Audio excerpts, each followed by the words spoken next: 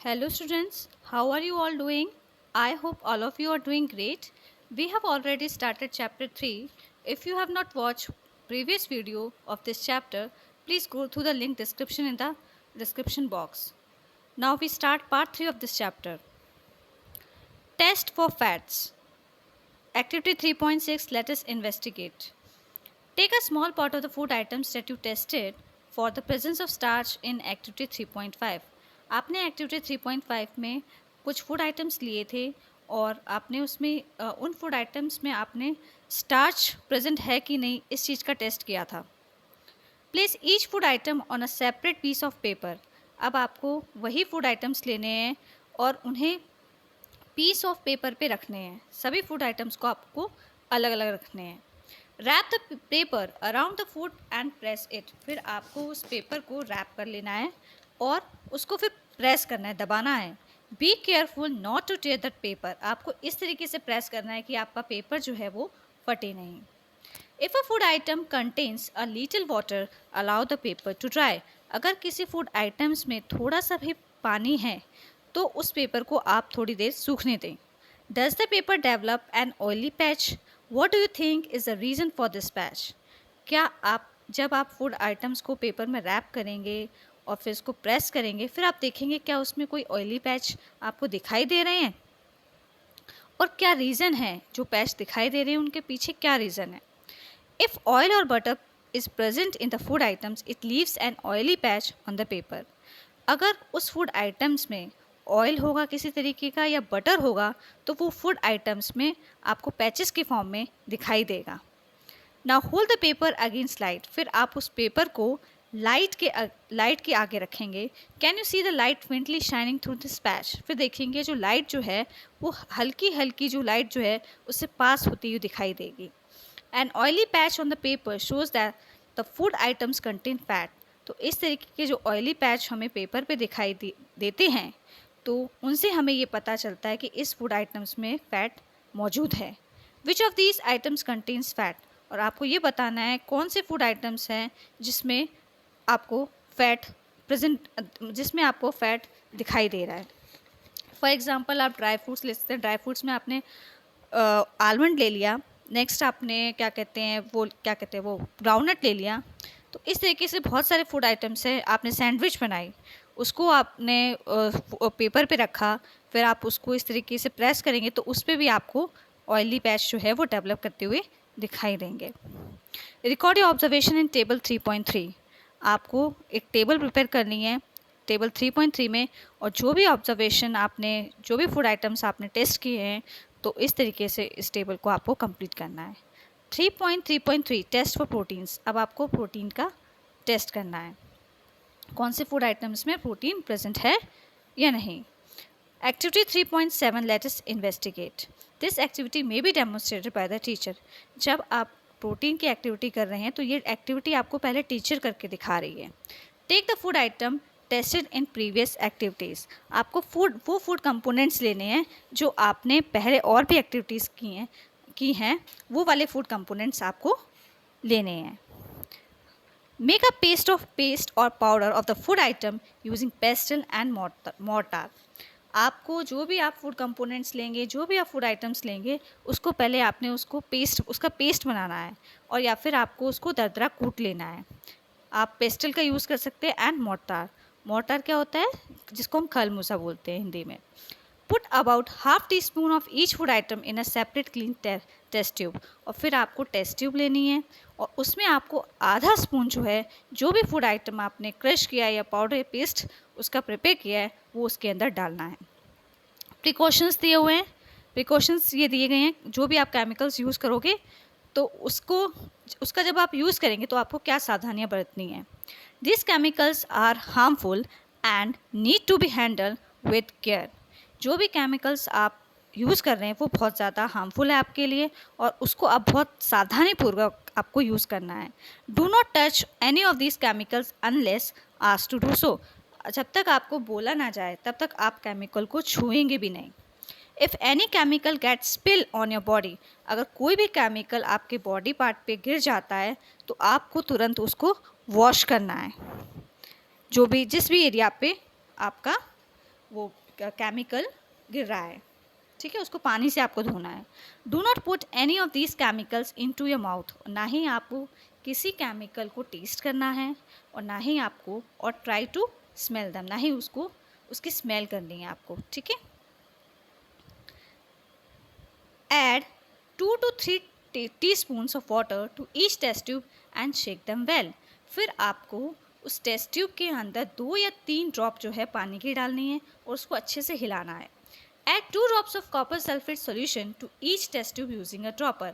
फिर आपको उसके अंदर जो आपने टेस्ट ट्यूब के अंदर पानी डाला है और फूड कंपोनेंट्स आपने डाला था पहले से ही, तो उसके अंदर आपको 2 ड्रॉप कॉपर सल्फेट सॉल्यूशन की डालनी है। फिर आपको उसके बाद ड्रॉपर की हेल्प से जो सॉल्यूशन है ये कि आपको सॉल्यूशन कॉपर सल्फेट सॉल्यूशन को ड्रॉपर की हेल्प से डालना है, वो भी 2 ड्रॉप्स डालने हैं।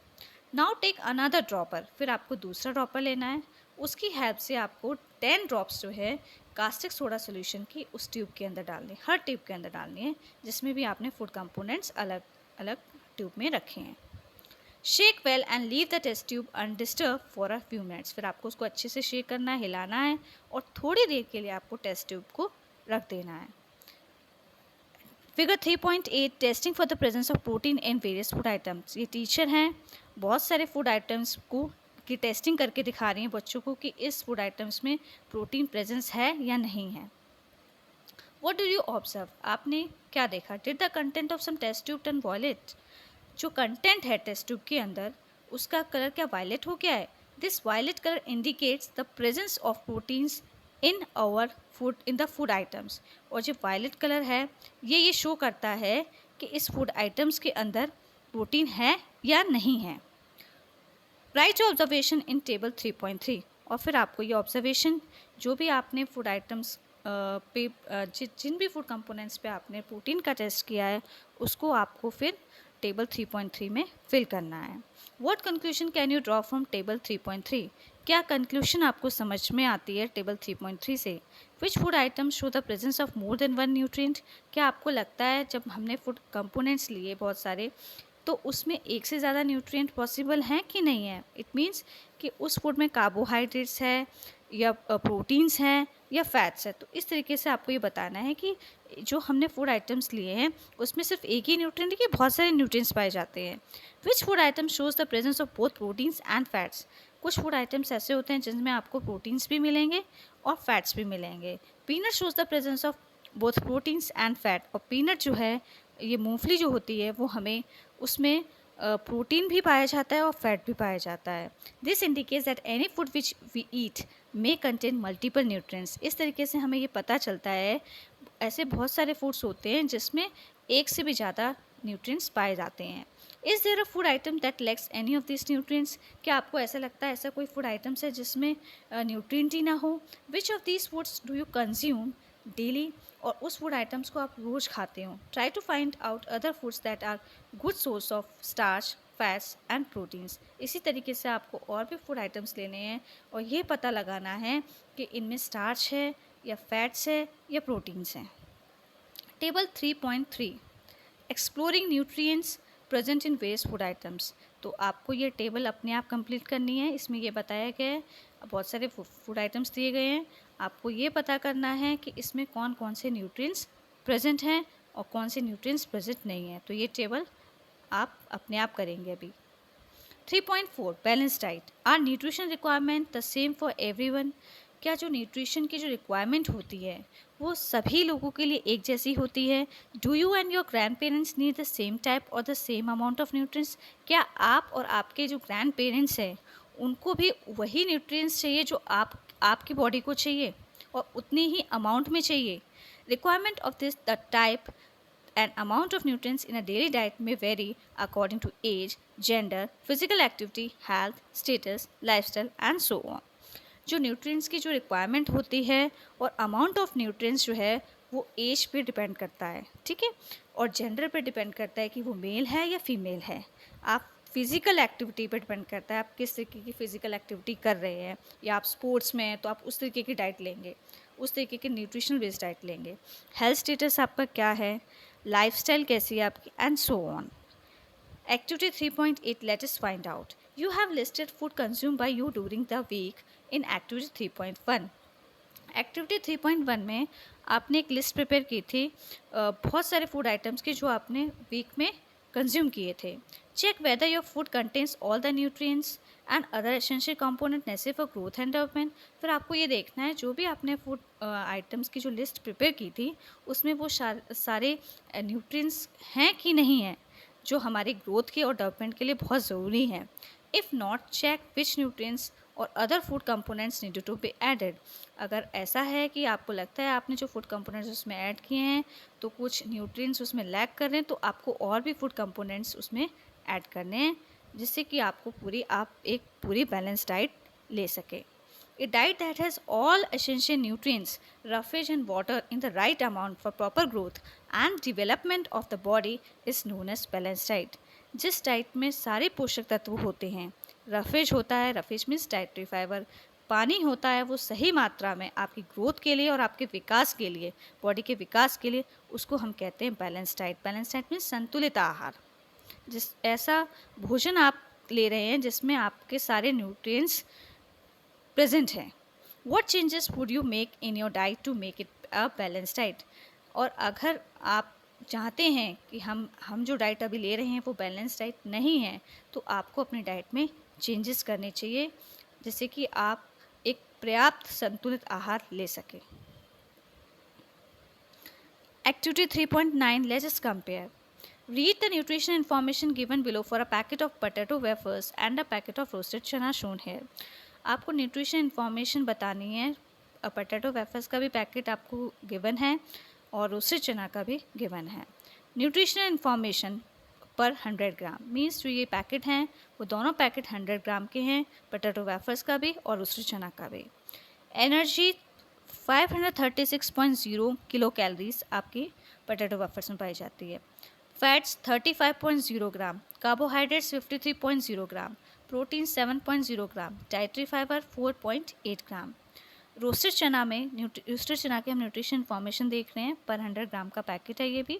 इस पर एनर्जी है 355 किलो कैलोरीज है, फैट 6.26 ग्राम है, कार्बोहाइड्रेट्स 58.58 ग्राम है, प्रोटीन्स 18.64 ग्राम है, डाइटरी फाइबर 16.8 ग्राम है. Based on the nutrition information on the food packets given above, which food would you choose, why. जो न्यूट्रिशन इन्फॉर्मेशन इन फूड पैकेट्स में जो दी गई हैं तो आप इसमें से कौन सा फूड चूज़ करेंगे और क्यों करेंगे. हम लोग प्रेफर करेंगे रोस्टेड चना क्योंकि इसमें बहुत सारा प्रोटीन्स है. ठीक है, ये हमारी हेल्थ के लिए बहुत बेनिफिशियल, मतलब बहुत अच्छा है, सोर्स है. इसीलिए हम लोग जो ये पोटैटो वेफर्स है ये जंक फूड की कैटेगरी में आता है और जो ये रोस्टेड चना है ये हेल्दी फूड की कैटेगरी में आता है. तो हम लोग रोस्टेड चना को सबसे ज़्यादा प्रेफर करेंगे. Some foods that have high calories due to high sugar and fat content. बहुत सारे फूड्स ऐसे होते हैं जिसमें बहुत हाई कैलोरीज होती है. वो क्यों होती है? क्योंकि उसमें शुगर जो है वो हाई मात्रा में होता है, हाई शुगर बहुत ज़्यादा होता है और फैट कंटेंट भी उसमें बहुत ज़्यादा होता है. Moreover they contain very low amounts of proteins, minerals, vitamins and dietary fibres. और उनमें कम मात्रा में प्रोटीन्स पाया जाता है, मिनरल्स, विटामिन्स और डाइटरी फाइबर्स. ये सारे जो सोर्सेस हैं, ये सारे जो हमारे फूड कंपोनेंट्स हैं वो बहुत कम मात्रा में पाए जाते हैं. These foods are called junk food. ऐसे फूड को हम जंक फूड कहते हैं. These foods include potato wafers, candy bars and carbonated drinks. तो ये कुछ एग्जांपल्स दिए गए हैं आपको जंक फूड के. Consuming these foods frequently is not good as these are not healthy for body. आप अगर इस तरीके के फूड्स रोज़ खाएंगे और जल्दी जल्दी खाएंगे तो ये आपकी हेल्थ के लिए अच्छे नहीं हैं. They make a person obese. ये व्यक्ति का मोटापा बढ़ाते हैं. ये किसी भी व्यक्ति कोई भी हो, वेदर वो बच्चा हो या अडल्ट हो या टीनेजर हो, तो जो भी इस तरीके के फूड्स खाते हैं तो उनमें वो मोटापा के शिकार हो जाते हैं. सच अ पर्सन में suffer from several health problem. और बहुत सारे वो व्यक्ति जो है बहुत सारे हेल्थ इश्यूज से जूझने लगता है. You should always remember doctor Poshita statement that health is the ultimate wealth. आपको ये स्टेटमेंट याद होगी, डॉक्टर पोशिता ने बोला था कि हेल्थ जो है वो health is the ultimate wealth. It means कि जो सेहत है, जो हमारी सेहत है, सेहत ही हमारा जो है सबसे बड़ा धन है।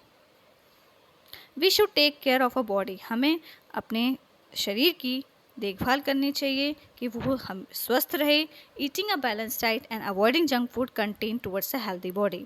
और हम अगर संतुलित आहार खाएंगे और जंक फूड को अवॉइड करेंगे तो हम हमेशा हमारी जो हेल्थ है वो हमेशा हमारी जो हेल्थ है वो हमेशा हेल्दी रहेगी। ठीक है, हमारी बॉडी है वो हमेशा स्वस्थ रहेगी। Good health is essential for leading a happy life. अगर हम लाइफ को खुशी से जीना चाहते हैं तो गुड हेल्थ होना बहुत ज़रूरी है। Package food items must have information about the nutrients on their covers. जो पैकेज फूड आइटम्स होते हैं उनके पीछे जो है जो सारी इंफॉर्मेशन दी हुई होती है उसके कवर पे कि इसमें कितना न्यूट्रिएंट्स है। The information should list the amount of each nutrient. और जो ऐसे पैकेट्स होते हैं उनमें सारी इंफॉर्मेशन दी जाती है कि कौन सा अमाउंट कितनी मात्रा में अवेलेबल है। Sometimes more nutrients are added to the food during processing to improve its nutritional quality. कभी कभी बहुत सारा कभी कभी ऐसा होता है जो ये न्यूट्रिशन जो वैल्यू जो पैकेट पे दी जाती है तो उसमें हम ज़्यादा न्यूट्रिएंट्स ऐड करते हैं ऐसे फूड में। इसी को हम फोर्टिफिकेशन कहते हैं क्योंकि उसकी जो न्यूट्रिशन क्वालिटी है उसको हम सुधार सकें। Iodize salt and some baby foods are example of fortified foods. Iodize salt और कुछ बेबी फूड्स होते हैं जैसे कि सेरेलैक हो गया। तो ये सारी चीज़ें जो है फोर्टिफाइड फूड्स के एग्जाम्पल्स है। आयोडाइज सॉल्ट मीन्स क्या होता है, जो कॉमन सॉल्ट होता है उसमें हम आयोडीन की मात्रा ऐड कर देते हैं तो वो आयोडाइज सॉल्ट बन जाता है। The Food Safety and Standard Authority of India (FSSAI) is a government agency that regulates food quality in India. FSSAI जो है ये एक गवर्नमेंट एजेंसी है जो हमारी जो फूड क्वालिटी है उसको सुधारती है। ठीक है, कौन सी फूड की क्वालिटी कितनी होगी, उसकी न्यूट्रिशनल वैल्यू कितनी होगी और तभी तो वो मार्केट में बेचेगा। ये सब कौन डिसाइड करता है, ये सब FSSAI डिसाइड करती है। ठीक है, ये कुछ रूल्स एंड रेगुलेशन बनाती है तभी वो इस जो अथॉरिटी है जो फूड क्वालिटी को सुधारती है तो इस तरीके से ये फूड क्वालिटी जो है ये अपना काम करती है। 3.5 मिलेट्स न्यूट्रिशन रिच सीरियल्स। अब हम पढ़ने वाले हैं जिन्हें हम मिलेट्स बोलते हैं। You may have heard of जवार, बाजरा, रागी एंड सनवा। आपने जवार, बाजरा और रागी के बारे में भी पढ़ा होगा, सनवा के बारे में पढ़ा होगा। ये एक वैरायटी है बैरेयार्ड मिलेट की। ये सारे क्या है, मिलेट्स हैं। These are native crops. ये ऐसे क्रॉप्स हैं जो हमारे भारत देश में ही इनका ओरिजिन हुआ है और यह हमें आसानी से इंडिया में हम इनको उगा लेते हैं। These can be easily cultivated in different climatic conditions। और इनको किसी भी मौसम में हम ग्रो कर सकते हैं ऐसी फसलों को। मिलेट बेस्ड जो प्रोडक्ट्स हैं इनको हम किसी भी क्लाइमेटिक कंडीशन में, चाहे सर्दी हो चाहे गर्मी हो। These highly nutritious grains are also called millets। और मिलेट्स में जो न्यूट्रिशन जो पाया जाता है ऐसे ग्रेन्स में न्यूट्रिशन की जो वैल्यू जो होती है वो बहुत ज़्यादा होती है। Have you ever had food items made from this millets? क्या आपने कभी कोई ऐसा फूड आइटम खाया है जो मिलेट से बना हुआ हो? Millets are small size grains and have been an integral part of India diet for centuries. और मिलेट्स जो है वो छोटे छोटे ग्रेन्स होते हैं और ये हमारे इंडियन डाइट का बहुत महत्वपूर्ण हिस्सा सदियों से जो है लोग जो हैं वो मिलेट्स को खा रहे हैं। They have regain popularity due to the numerous health benefits. और आज भी इसको बहुत बड़ी पॉपुलरिटी मिली हुई है क्योंकि इसके बहुत ज़्यादा हेल्थ बेनिफिट्स हैं। लोग आज भी इसको बहुत ज़्यादा कंज्यूम कर रहे हैं। They are good source of vitamins, minerals like iron and calcium and dietary fibres as well as. और इसमें कौन कौन से न्यूट्रिशन पाए जाते हैं? विटामिन्स हैं, मिनरल्स हैं, आयरन है इसमें और कैल्शियम है, डाइटरी फाइबर्स भी है। तो ये सारे जो हैं गुड सोर्सेस ऑफ न्यूट्रिशंस इसमें पाए जाते हैं। This is the reason they are called nutri cereals, इसीलिए इनको न्यूट्री सीरियल्स बोलते हैं। They contribute significantly to a balance diet require for the normal functioning of a body. और इस तरीके से हम बैलेंस डाइट जो है हमारी बॉडी के लिए बहुत इम्पॉर्टेंट रोल प्ले करती है। 3.6 food miles from farm to a plates. Food miles क्या होता है? किस तरीके से जो खाना जो है एक किसान जब क्रॉप उगाने से लेके आपकी प्लेट में जब मम्मी चपाती बनाती हैं वो खाना आपकी प्लेट में आता है, वहाँ तक हम कहते हैं food miles. How does food reach from a farm to our plate? किस तरीके से जो आप रोटी खा रहे हैं वो किस तरीके से खेत से लेकर आपकी प्लेट में आई है, खेत में उसको ग्रो किया है, फिर वो बहुत सारे प्रोसेस के बाद आपकी प्लेट में आ रही है। What are the steps involve in this process? तो क्या क्या प्रक्रिया इस चीज़ में हुई होगी जो फूड हम कंज्यूम कर रहे हैं। Who are the people involve in this process? कौन लोग इसमें इन्वॉल्व हुए होंगे इस प्रक्रिया को करने में? Do you know how much time and effort is required to get the wheat flour once seed grains germinate in the farm? आपको पता है कितनी मेहनत और कितना समय लगता है जब हमारे पास आटा जो है वो ग्रेन से पिस के जब हमारे पास आटा आता है, और जब फसल उग जाती है उसके बाद से कितना सारा प्रोसेस, फिर उसकी कटाई करते हैं, कितना सारा प्रोसेस इसमें लगता है। और ये बहुत बड़ा लेंदी प्रोसेस है, ये इजी प्रोसेस नहीं, बहुत लेंदी प्रोसेस होता है। इसको कई महीने लग जाते हैं, 6 महीने तक आराम से लग जाते हैं इसको कंप्लीट होने में। Figure 3.10 to understand the entire process of making the chapati that we eat. Figure 3.10 में आपको पूरा प्रोसेस बताया गया है कि किस तरीके से जो फूड है वो फॉर्म से लेके आपके प्लेट में आया है। Story of chapati from farm to plate, ये स्टोरी है किस तरीके से चपाती जो है फॉर्म से प्लेट में आ रही है। फार्मर्स ग्रोइंग व्हीट, फार्मर्स जो है वो गेहूं को पहले उसको बोते हैं खेत में, फिर जब वो ग्रो हो जाता है फिर उसकी कटाई करते हैं उस फसल की, फिर उसके बाद उसके जो स्टैल्क्स होते हैं उससे गेहूं के दाने निकाले जाते हैं थ्रेशिंग एंड विनोइंग प्रोसेस के ज़रिए। फिर उस जो ग्रेन्स आते हैं उनको इकट्ठा किया जाता है, फिर उनको बोरी में स्टोर किया जाता है। उसके बाद उन गेहूं का आटा पीसा जाता है, फिर वो पैक होके आपके रिटेल शॉप में जाते हैं, वहाँ से फिर आप आटा खरीदते हैं, फिर आपकी मम्मी आटा गूंथती है, फिर उसको बेलती है रोटी को, फिर आप उसको कुक करके आपकी थाली में वो रोटी आती है। तो ये जो प्रोसेस है, इस प्रोसेस को का आपकी रोटी जो है वो फसल उगने से जो आटा आपके घर में आया है, इस प्रोसेस को कंप्लीट होने में कई महीने लग जाते हैं। The entire distance traveled by a bag of wheat or any other food item from the producer to the consumer is known as food miles. जो डिस्टेंस हम ट्रेवल करते हैं, जो गेहूं का जो बोरा होता है और बहुत सारे फूड आइटम्स जो होते हैं प्रोड्यूसर से लेके जब कंज्यूमर तक जाते हैं उसको हम बोलते हैं food miles. Reducing food miles is important because it helps to cut down the cost and pollution during transport.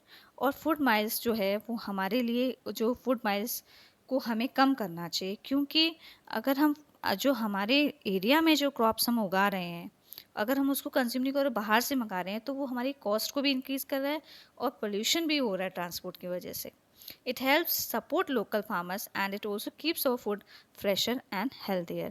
तो हमें इस तरीके से जो लोकल फार्मर्स हैं जो वो क्रॉप्स उगा रहे हैं और जो वो फ्रेश फूड जो हमें वहाँ से मिल रहा है उसको हमें कंज्यूम करना चाहिए, बजाय कि हम जो है फूड को किसी और रीजन स्टेट से मंगा के अपने स्टेट में मंगा के उसको फिर हम कंज्यूम करें। ठीक है, फ्रेश फूड खाने से हम लोग हेल्दी भी रहेंगे। मैनी पीपल वेस्ट फूड, बहुत सारे लोग जो हैं वो ज़्यादा खाना ले लेते हैं अपनी प्लेट में, leaving it unconsumed on their plates, फिर उसको छोड़ देते हैं। One must remember the time and effort put by our farmers and other community members in getting the food from the farm to our plates. आपको याद है कि एक किसान को कितनी मेहनत लगती है उस फसल को उगाने से लेके जब वो रोटी आपके प्लेट में आती है। We must take only as much food as we can consume. हमें अपनी प्लेट में उतना ही खाना लेना चाहिए जितना हम खा सके। It would reduce the food wastage. इस तरीके से जो है, जो खाना जो बच जाता है उस वो नहीं बच, ये प्रॉब्लम क्रिएट नहीं होगी फिर। Try to find the timeline for the waste process involve in getting the food from farm to plate. आप देखिए कितना लंबा प्रोसेस होता है। एक जब जो फूड आपके जब फसल उगाने से लेके जब वो फूड आपकी प्लेट में आता है, ये बहुत ज़्यादा लेंदी प्रोसेस होता है। Eat healthy, share and respect food, support local producers. तो आपको हेल्दी फूड खाना है और दूसरों के साथ शेयर भी करना है और खाने का सम्मान भी करना है। और जो आपके लोकल प्रोड्यूसर्स हैं उनको आपको सपोर्ट भी करना है, उनकी हेल्प भी करनी है। How would eating local food help reduce food miles. आप किस तरीके से लोकल फूड है उसको किस तरीके से एक जगह से दूसरी जगह पहुंचाने से किस तरीके से आप रोक सकते हैं। ईटिंग लोकल फूड जो है can help reduce food miles because it requires less transportation. इसमें क्या होता है, आपका जो है जब आप जो क्रॉप आपके ही रीजन में ग्रो हो रहा है, अगर आप उसको कंज्यूम करेंगे तो आपका ट्रांसपोर्टेशन जो है उसकी कॉस्ट बच जाएगी और अमाउंट ऑफ एनर्जी जो खर्च हो रही है ट्रांसपोर्टेशन में और जो हमारा पोल्यूशन जो हो रहा है वो भी नहीं होगा। Now we will read summary of this chapter. People, sorry, people across India eat diverse types of food containing various food components.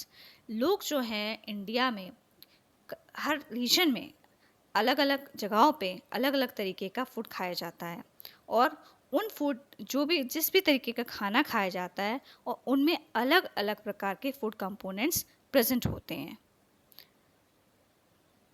Choice of food may vary according to the cultivation of food crops in a region. और जो खाने की जो choice होती है वो उस चीज़ पर डिपेंड करती है कि उस एरिया में कौन सा क्रॉप उगाया जाता है, उनके टेस्ट क्या हैं, उन लोग को क्या खाना अच्छा लगता है, वहाँ का कल्चर क्या है और tradition and so on. Next है आपका culinary practice. culinary practice have change over time. culinary practice जो है वो समय के अनुसार उनमें बदलाव आता है और ये there is a significant difference between tradition and modern methods of cooking food. और अभी आपने culinary प्रैक्टिस पढ़ा था इस चैप्टर में, तो आपने देखा होगा कितना बड़ा डिफरेंस है कि ट्रेडिशनल पहले लोग चूल्हे पे खाना बनाते थे, आज लोग जो है वो गैस स्टोव का यूज़ करते हैं। Food provides us energy, support growth, repair our bodies and protect us from disease. खाना जो है वो हमें एनर्जी देता है, हमें ग्रोथ प्रोवाइड करता है और हमारी बॉडीज़ को जो हमारे बोन्स और हमारे मसल्स हैं उनको हेल्दी रखता है, उनको रिपेयर करता है और कई सारी बीमारियों से बचाता है। The major nutrients in our food are carbohydrates, fats, proteins, vitamins and mineral. हमारा जो भोजन है उसमें कई प्रकार के न्यूट्रिएंट्स होते हैं, कार्बोहाइड्रेट्स होता है, फैट्स, प्रोटीन्स, विटामिन्स और मिनरल्स होता है। In addition food also contains dietary fibre and water. इसके अलावा भोजन में डाइटरी फाइबर्स भी होते हैं और पानी भी होता है।